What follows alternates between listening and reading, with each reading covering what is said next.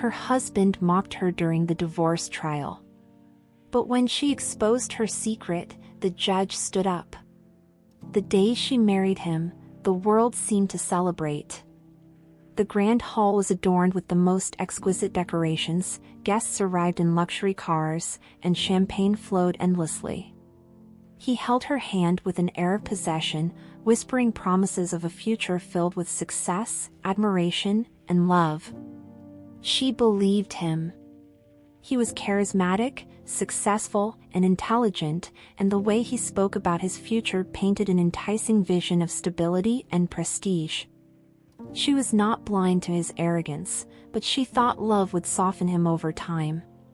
What she didn't know was that she would become just another accessory to his success, a footnote in his story, rather than an equal partner in their marriage. Their early years were filled with compromises, hers, mostly. As he climbed the corporate ladder, she put aside her own dreams to support his. Late nights were spent proofreading his reports, preparing dinners he barely touched, and attending events where she was introduced only as his wife rather than by her own name. At first, she consoled herself, thinking that this was what it meant to be a supportive spouse.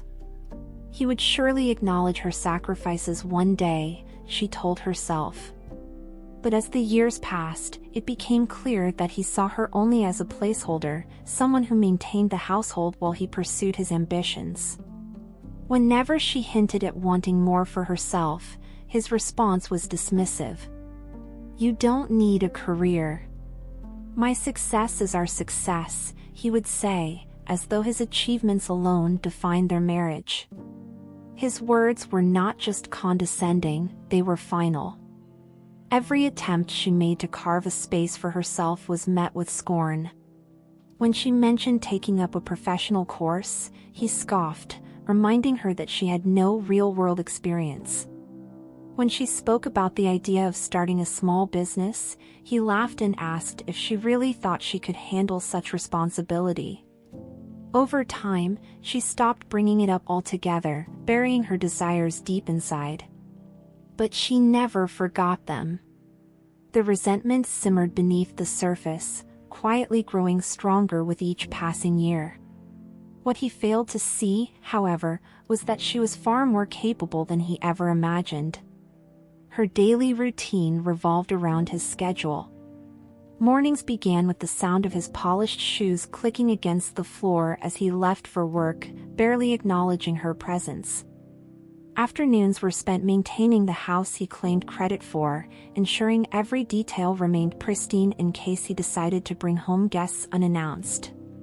Evenings were quiet, filled with the distant sound of him taking work calls in his office, never once inquiring about her day. She had faded into the background of his life, like an elegant yet unnoticed piece of furniture, always there, always useful, but never valued.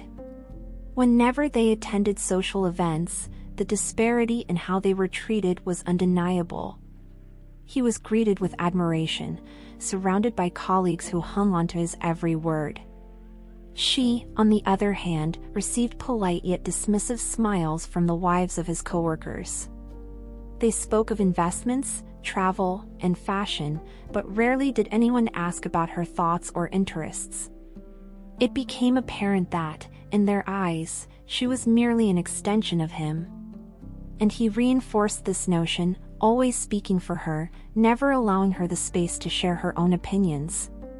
When she attempted to interject, he would place a hand on her arm and smoothly steer the conversation back to himself. The worst part was that he seemed to believe she should be grateful for this life. Whenever she expressed dissatisfaction, he would remind her of the privileges she had. "You don't have to worry about bills, you don't have to work," he would say, as though financial security was the only measure of a fulfilling existence. What he failed to understand was that she was not looking for luxury, she was looking for purpose. She had willingly put her dreams aside for their marriage, but she had never agreed to erase herself in the process. The realization that he would never see her as an equal began to weigh on her, pushing her toward an inevitable decision. He thrived in his world of power and recognition, building a reputation as a shrewd businessman with an eye for success. She watched from the sidelines as he received promotions, applause, and admiration from his peers. Each accomplishment was another reason for him to dismiss her existence further. He had reached a level of arrogance where he genuinely believed she was nothing without him. He often joked with his colleagues, "She'd be lost without me," laughing as though it was the most natural thing in the world. He never realized that she was growing tired of playing the role of the silent, supportive wife. It was not until one particularly humiliating dinner party that she knew she had to leave. They had been seated with some of the wealthiest individuals in his circle, men who built empires and women who carried themselves with an air of unshakable confidence. As the conversation shifted towards success and ambition, someone turned to her and asked, "And what do you do?" Before she could respond, her husband chuckled and waved dismissively. "Oh, she doesn't work. She just enjoys the luxury." The words stung, not just because of their implication, but because of the amused nods and knowing smiles from the others at the table. In that moment, she felt invisible. The decision to leave was not made overnight, but the fire had been lit. She spent months preparing in secret, ensuring that when she walked away, she would never have to look back. He had convinced himself that she was powerless, that she was dependent on him in every possible way. He could not have been more wrong. What he failed to realize was that, while he was busy underestimating her, she had been quietly building a future of her own. The realization that she needed to leave solidified on an evening that was supposed to be celebratory. Her husband had secured a massive contract at work, and he insisted on hosting a dinner with his colleagues at their home. She spent hours preparing, ensuring that everything was perfect, from the floral arrangements to the gourmet meal she had carefully planned. She wanted, at the very least, to be acknowledged for her effort. But when the guests arrived, it became clear that she was nothing more than an afterthought. Throughout the evening, she was treated as an extension of the catering service, refilling glasses and ensuring the guests were comfortable, while her husband basked in the limelight. At one point, when she tried to interject in a conversation about business, he cut her off mid-sentence, laughing. "Sweetheart, this is a serious discussion. Maybe you should focus on making sure the wine keeps flowing." The guests chuckled, and her face burned with humiliation. He had not only dismissed her but had done so in front of an audience that saw nothing wrong with it. That night, after the last guest had left, she confronted him. "Do you even realize how humiliating it is to be treated like I'm nothing more than a servant in my own home?" He scoffed, pouring himself another drink. "Oh, stop being so sensitive. You don't contribute financially, so the least you can do is make things pleasant for the people who do." That was when she knew this was beyond arrogance, it was disdain. He didn't see her as a partner. He saw her as a burden, a convenient fixture in his well-manicured life. The decision to leave was no longer a question of if, but when. She spent weeks planning, ensuring that every step was precise. If she walked away unprepared, he would use his influence to make her regret it. He had power, connections, and an ego that would not tolerate the idea of being left. He would not let her go without a fight, and she needed to be ready. She gathered documents, consulted a lawyer in secret, and began securing assets that were rightfully hers. She knew he would try to claim that she had no stake in their wealth, that she had merely enjoyed the life he provided. What he didn't know was that she had quietly invested money over the years, slowly building a safety net. She had not been as powerless as he believed. The day she finally told him she wanted a divorce, he laughed in her face. "You?" he sneered. "Where will you go?" You have nothing. You're nothing without me. His arrogance was unwavering, his belief in her dependence absolute. He agreed to the divorce because he saw no reason to fight. He was sure he would take everything. He had no idea what was coming. The courtroom was filled with an air of formality, but beneath the surface, tension crackled like a storm waiting to break. He entered with the same confidence he carried everywhere, dressed in a sharp, tailored suit, exuding the smugness of a man who believed he had already won. He barely looked at her, as though she was an inconvenience he would soon be rid of. His lawyer, one of the most expensive in the city, painted a picture of a dutiful, hardworking man burdened by an ungrateful wife. She contributed nothing, the lawyer argued. She has no financial stake, no career, no skills. My client has been more than generous in offering her a settlement at all. The judge listened impassively, but she could feel the weight of the words pressing down on her, trying to suffocate her under the weight of their supposed truth. She sat in silence, waiting. He was expecting her to crumble, to cry, to beg. But she wouldn't give him that satisfaction. Not yet. Her husband took the stand, speaking with the easy confidence of a man who had always been believed. He detailed their life together as if it had been an act of charity on his part. I provided everything. The house, the cars, the lifestyle. She was happy to sit at home while I worked. He smirked slightly, glancing at her. I'm not sure why she thinks she deserves more than what I've already offered. Murmurs spread through the courtroom. Some nodded in agreement, others looked at her with pity. She remained silent, her hands folded neatly on her lap. She could feel his satisfaction radiating from across the room, certain that he had already won in the court of public opinion. His lawyer continued, making exaggerated gestures, portraying her as a woman who had simply existed in the background, consuming resources without contribution. The judge turned to her lawyer. Does your client have anything to say? Her lawyer hesitated, casting her a glance. She nodded. It was time. Her lawyer had prepared arguments, but they were weak compared to the towering presence of her husband's legal team. It was clear that, to the courtroom, she was just another woman seeking to take advantage of a successful man. She could see the way the judge regarded her, not unkindly, but without much expectation. The court had seen cases like this before, women with little proof of their value, clinging to a lifestyle they could not sustain alone.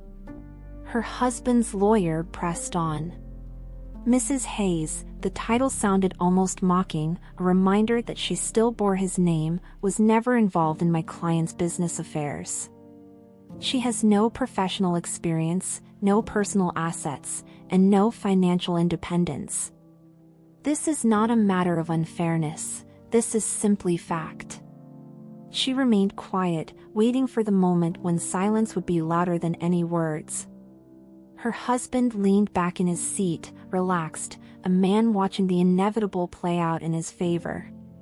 His expression was one of amusement, as if this entire proceeding was just a formality. He had already won in his mind. When she looked at him, she saw no doubt, no concern. He truly believed she had no power here. Then, the judge turned to her. Mrs. Hayes, do you have anything to add before we proceed with the ruling? She exhaled slowly, then stood. The room grew silent as she stepped forward. She glanced around the courtroom, feeling the weight of expectation pressing down on her. The judge, the lawyers, even the spectators, they were all waiting to see if she would plead, if she would beg for more money, if she would crumble beneath the pressure.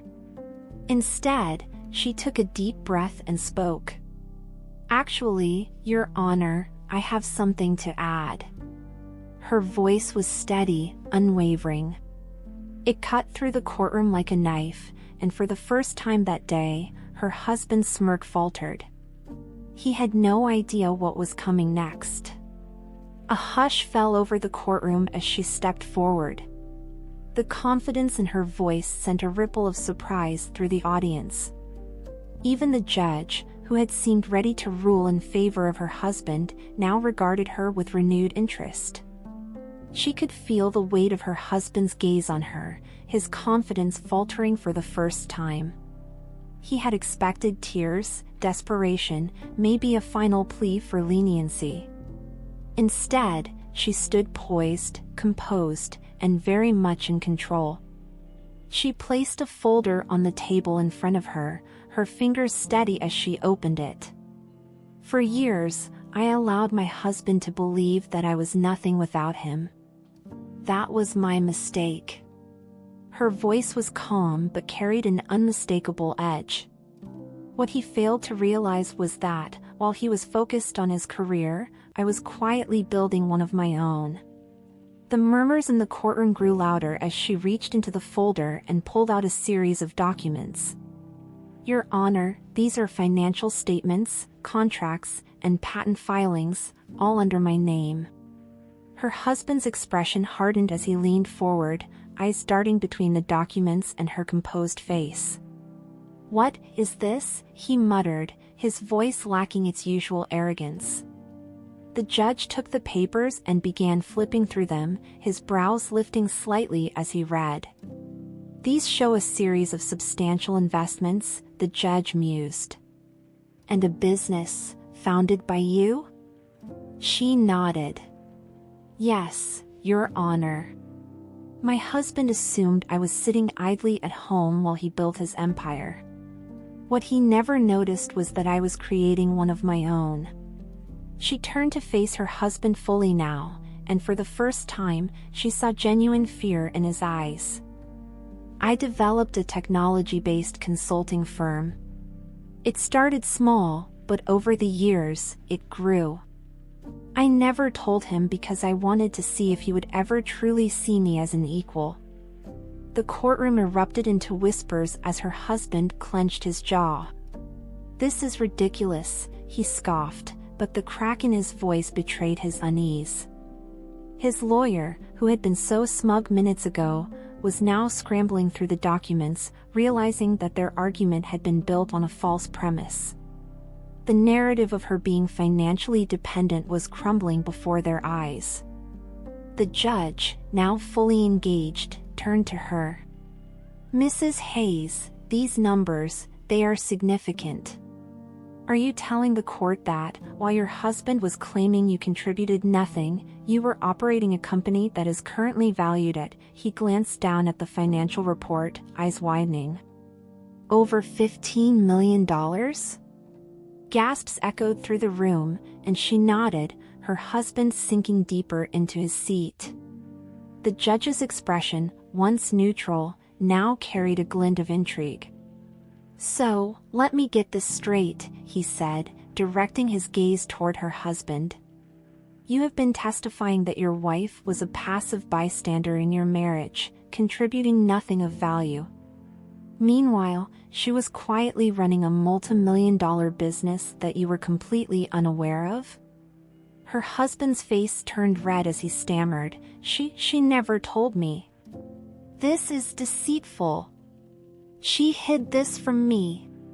He looked around the courtroom as if expecting support, but found none. The tide had turned, and it was clear to everyone in the room. He had spent years mocking her, dismissing her intelligence, believing she was incapable of success. Now, he was the fool in the eyes of the court. She exhaled slowly, taking in the moment. The years of belittlement, the endless humiliation, all led to this. I never told you, she said softly, because you never cared to ask. The impact of her words landed like a blow, and for the first time, her husband looked genuinely lost. The confidence that had once defined him was slipping away. The whispers in the room grew louder, and even the judge let out a soft chuckle. Well, he said, glancing between the two of them. "I must say, this is certainly unexpected." He turned back to her husband's lawyer. "I assume you'll need a moment to adjust your argument?" The once smug attorney swallowed hard, nodding stiffly. The air in the courtroom had shifted entirely. Her husband, once the picture of arrogance, now looked like a man struggling to keep his footing. His attorney shuffled through the documents, desperately searching for a way to salvage their case. But the facts were undeniable. She was not some dependent wife demanding a payout. She was a self-made woman, more successful than he had ever imagined. "You tricked me," he hissed under his breath, his face inches from hers. But she didn't flinch. Instead, she smiled, a small, knowing smile that sent another wave of unease through him. "No," she said simply. "You underestimated me." Those 4 words sealed his fate. He had lost control of the narrative. The case had attracted local media attention, initially because of her husband's status. But now, it was her story making headlines. Reporters outside the courthouse were already whispering about the woman who had outsmarted the man who thought he controlled everything. Camera flashes greeted them as they exited the courtroom during the recess, and for the first time, she walked past them with her head held high. Her husband, on the other hand, kept his head down, clearly rattled. The man who had always prided himself on public image was now the subject of a scandal he never saw coming. He had laughed at her before. Now, the world was laughing at him. Back inside the courthouse, her husband's lawyer pulled him aside, whispering in hushed tones. "We need to rethink our strategy," he muttered, but her husband was too furious to listen. "This isn't over," he spat at her. But she only arched an eyebrow. "It already is," she said, walking past him. He no longer held power here. She sat down, watching as he rubbed his temples, struggling to regain control. The confidence in his voice was gone. The arrogance in his posture had vanished. He was unraveling, and there was nothing he could do to stop it. When court resumed, the judge's decision came swiftly. "Given the evidence presented, I see no reason to grant the initial settlement in favor of Mr. Hayes," he said, and the final remnants of her husband's smugness crumbled.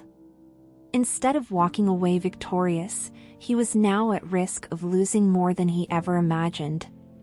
Her lawyer, now emboldened, stepped forward. "Given the misrepresentation of facts and the way Mr. Hayes conducted himself, we will be seeking additional damages for defamation."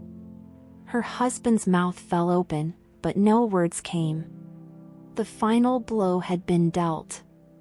As the proceedings came to an end, she gathered her documents with careful precision. Her husband remained frozen, still reeling from what had just happened. When she walked past him, she paused just long enough to whisper, "Enjoy your freedom." He had wanted this divorce because he thought it would be easy.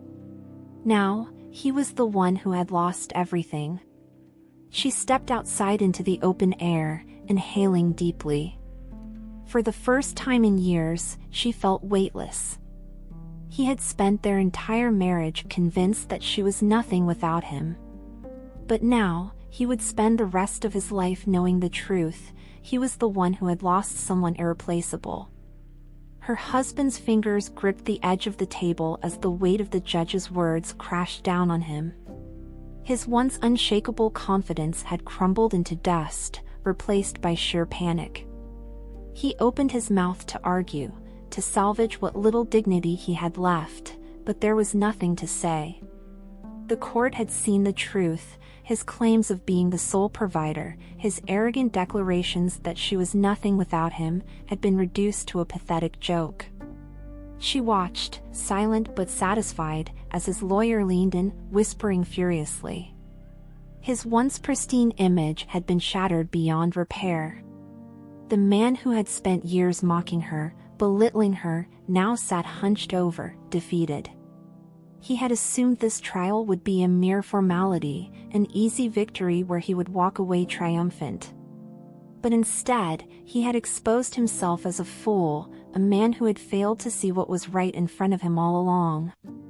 As the court adjourned for a recess, he stormed out into the hallway, his hands clenched into fists. The whispers of spectators followed him, their judgment palpable. The media had already begun twisting the story, his downfall was unfolding in real time, and soon, it would be everywhere. He had spent years carefully curating his image, building his reputation as a self-made man. Now, that reputation was in ruins. She remained composed as she followed her lawyer outside, ignoring the cameras flashing around them. The power dynamic had shifted irreversibly. He had underestimated her, believing she would fade into obscurity after the divorce. Instead, he was the one at risk of losing everything. His professional standing, his credibility, his influence, everything he valued more than their marriage, was slipping through his fingers like sand. What surprised her most was the reaction from the people around her. Strangers who had once dismissed her as just another rich man's wife now looked at her with admiration. Some of the women in the courtroom approached her quietly, their voices filled with respect. "That was incredible," one of them whispered. "You handled yourself with such grace." She had spent years being invisible, an accessory to her husband's success. Now, for the first time, she was being seen. Even the judge's demeanor had shifted. What had started as just another divorce trial had turned into something more. There was an unspoken acknowledgement that she had done what so many women in her position had never been able to do: she had turned the tables. And not through vengeance or malice, but through intelligence and patience. She had outmaneuvered a man who believed himself untouchable, and in doing so, she had reclaimed her own power. He had expected her to break, to crumble under the weight of his words. Instead, she had dismantled him with nothing but truth. That was the greatest revenge she could have asked for. She didn't need to humiliate him further, his downfall was of his own making. The judge had seen through his lies, his manipulations. His colleagues, his friends, even the media, none of them would look at him the same way again. She met his gaze across the courtroom as they returned to their seats. There was no longer any anger in his eyes, no smugness or arrogance. Just fear. He had spent years believing he was the one in control, but now he understood the truth. He had never been in control. He had simply been living under the illusion of power, mistaking her silence for weakness. But she had been watching, waiting. And now, the moment was hers. The courtroom fell silent as the judge prepared to deliver his ruling. The weight of the moment settled over them, thick with anticipation. Her husband sat stiffly, his jaw clenched as if bracing for impact. He had come into this courtroom expecting to win with ease, expecting to leave her with nothing. But now, the tables had turned, and he was the one at risk of losing far more than he had ever imagined. Given the evidence provided, the judge began, "It is clear that Mrs. Hayes was misrepresented in these proceedings. She is not financially dependent, nor is she without assets. In fact, it is now apparent that she has built a successful enterprise separate from her husband's contributions." He adjusted his glasses, looking directly at her husband. "Therefore, I see no reason why Mr. Hayes should be entitled to any financial compensation from her." Her husband inhaled sharply, his face paling as the realization set in. Not only had he failed to strip her of her rights, but now he was walking away with nothing. No settlement, no financial gain. He had fought this battle believing he would crush her under the weight of his power, and instead, he had lost everything. The reporters in the room scribbled furiously, their headlines practically writing themselves. He turned toward her, desperation flickering behind his eyes. "You can't just walk away from this," he muttered. "We built a life together." She tilted her head slightly, considering his words. "No," she said calmly. "I built my own life. You just never noticed." With that, she turned away from him, leaving him sitting in the courtroom, alone with his defeat.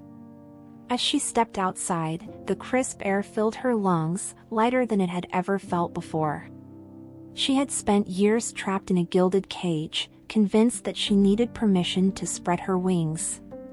Now, there were no chains, no barriers. She was free. The sun warmed her skin, and for the first time in years, she smiled, not out of politeness or obligation, but out of genuine, unfiltered joy. Her lawyer stood beside her, watching as the reporters swarmed forward. "What's next for you?" one of them called out. She considered the question, then simply smiled. "I have a lot to look forward to." It wasn't just about the financial victory. It was about reclaiming the time she had lost, the dreams she had set aside. She had spent so long being underestimated that she had nearly forgotten how powerful she truly was. But now, she would never forget again. Over the next few months, the transformation was undeniable. She moved into a new home, one she had chosen, not one dictated by appearances or status. She poured herself into her work, expanding her business beyond what she had ever imagined. But more than that, she finally began living for herself. She traveled, learned new things, embraced the freedom she had once been denied. Her past no longer defined her. It was simply a chapter she had closed, a lesson learned. She no longer felt the need to prove herself to anyone, least of all to the man who had tried to tear her down. She had won, not just in court, but in life. She had reclaimed everything he had tried to take from her, and in doing so, she had built something even greater. There were moments when she thought about him, not with longing, but with clarity. He had been a chapter in her story, a painful but necessary one. He had taught her what it meant to be underestimated, what it meant to be dismissed. And in doing so, he had given her the greatest gift. He had shown her exactly who she never wanted to be. She had no desire for revenge, no bitterness left to hold on to. He would spend the rest of his life knowing he had lost the best thing he ever had. That was enough. She, on the other hand, had gained everything. And she would never let anyone make her feel small again.